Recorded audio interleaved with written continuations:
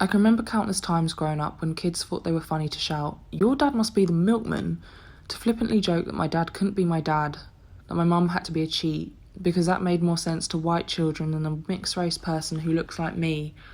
Maybe it scared whoever taught them phrases like that we non-whites might infiltrate their space. Well, no, my dad's an engineer, but I guess without an education, how are you to know?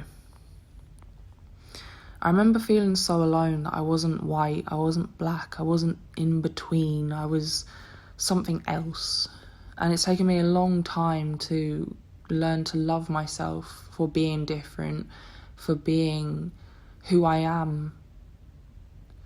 When I was a baby, my dad was on a bus and had me in a sling, and two old white women sat there commentating on who that man thought he was with that baby. After much debate, they settled that the only reason that didn't implicate my dad in some foul play could be that my mother was white. It took them quite a while to figure out that white and black people could share something like that.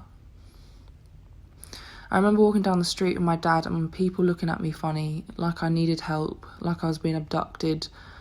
I remember people asking if I was my mother's child and why we didn't look alike. I remember going to my ex's family do up north. I needed an extra coat because I was cold and I was given one. My ex joked, "Careful, she'll knife ya," a joke about London knife crime in comparison to the rest of the UK, and my ex's stepmom yelled back, "Don't be so racist." All I wanted to do was quietly get a coat. I've had enough people come up to me now when I wait for trains, when I'm at bars, when I'm at work, when I'm shopping, and start to pat my hair. Sometimes affectionately and sometimes not. They always ask the question, "Where are you from?" No, like, where are you really from? I guess Lewisham isn't enough of an answer when you aren't white. When my grandfather came to this country, he was told he had to share an unfurnished room with the owner's pet animals.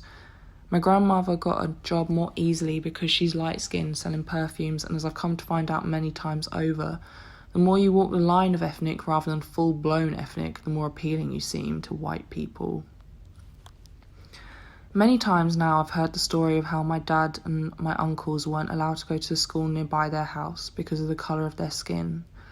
That we can go back one generation and get more of this no blacks, no dogs, no Irish type English mantra makes me realise why I can't stay quiet today while all my fully white friends get to. For many years I straightened my hair. That with my love of indie music and a dorky Tumblr account meant that when I was a teenager I could pass. I was non-threatening in my faux whiteness. I had friends who found it easy to make jokes about how with a tan they became more mixed race than me, like they had lived through any experience of racism rather than a holiday to Spain. Worse still, I had friends who made jokes about black people.